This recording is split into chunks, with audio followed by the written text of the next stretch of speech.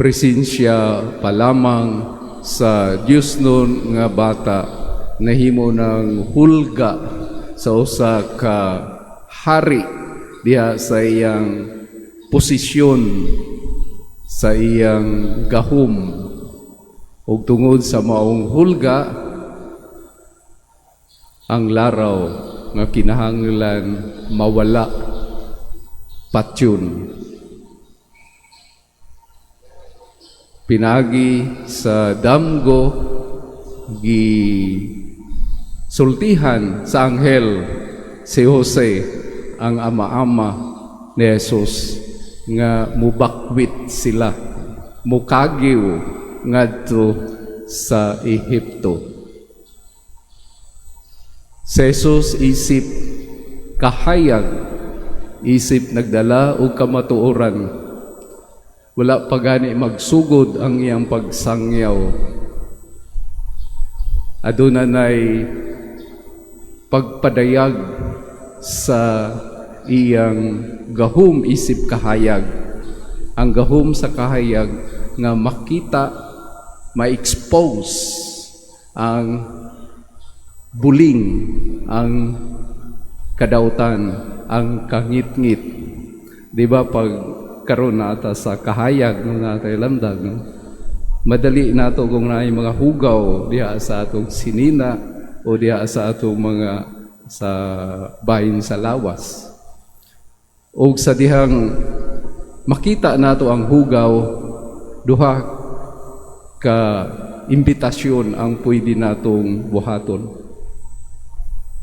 Maghinlo o kung dili nato dawaton nga doon natin nakita nga hugaw, ilabi na nga nindot ang atong sinina bisan kung naay nakita natong defect,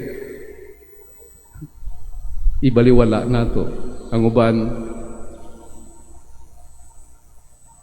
i-off ang kahayag para dili nato makita kung unsay atong defect o unsay hugaw.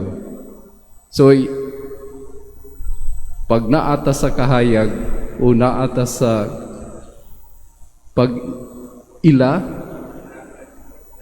kung unsay angayan, kini nagpasabot lamang sa usa ka imbitasyon diha sa paghinulsol, paghinlo o reject. Ilabi na kung komportable ta diha sa pagpuyo sa kangit-ngit. Si Herodes choose to refuse, to reject the truth. Ug ang iyang decision, put off the light. Patyon ang nagdala sa kahayag. Ug diha sa maong dautang laraw, bisan kinsa na damay-damay. Mao na karon ang paghandom sa mga nadamay nga mga bata tungod kay adunay dili mudawat muangkon nga naa sila sa kangit-ngit. Hinaut-unta nga diha sa atong pagdawat kang Jesus nga Dios nung bata, kini grasya alang kanato nga nagdala og kahayag. Ug ang maong kahayag nagpasabot lamang nga mahimong giya kanato kung unsaon nato pagpuyo inubanan sa maong kahayag. Nga kung aduna tay mga dili maayo nga mga kinaiya, mga binuhatan, dili unta pagpatay sa kahayag ang atong buhaton, kundi paghinlo sa atong kaugalingon. Ug nga kita nga miangkon, mihinlo sa unsay hugaw diha sa atong kinabuhi, mahimo usab nga kahayag para sa uban, nga magdala kita og kahayag sa kinabuhi sa ubang mga tawo, ug dili ang pagpatay sa maong kahayag nga makadamay sa kadaghanan. Si Jose nga midawat sa maong kahayag sa iyang pag-yes kini iyang gipuy-an bisan kung anausab siya sa sitwasyon nga peligro ang maong responsibilidad, mao nga dali-dali silang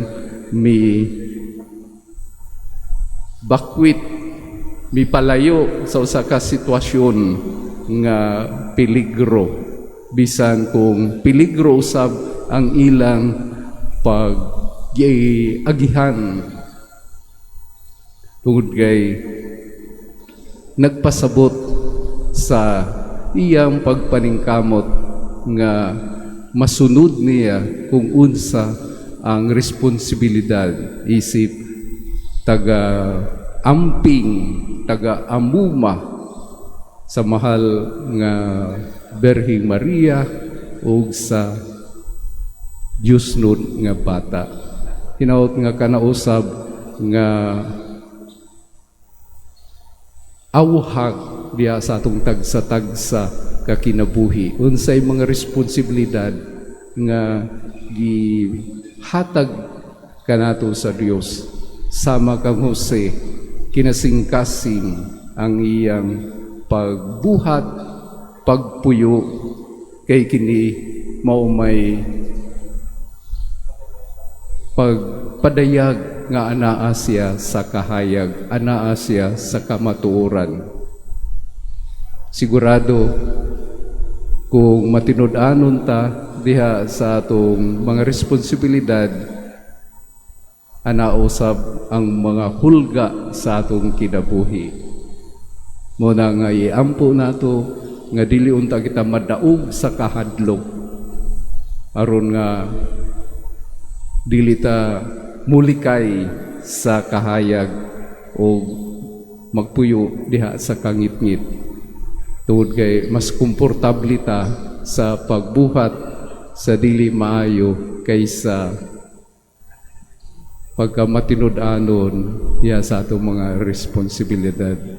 Tungod kay anaa ang kahadlok, anaa ang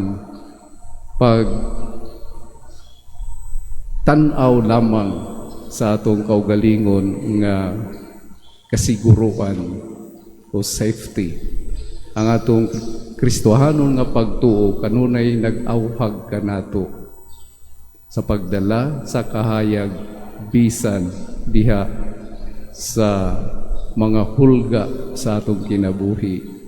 Tungod kay ang direksyon kanunay sa kinabuhi nga Kristiyano dili lamang diri sa kalibutan kundi sa giandam nga gingharian sa atong Dios nga nagpakatao, nga mausay nahimong direksyon sa mga inosente nga mga bata nga diha sa ilang kamatayon nga nahimo siya lang collateral damage apan miambit sila sa gingharian sa kahayag, gingharian sa Dios. Amen.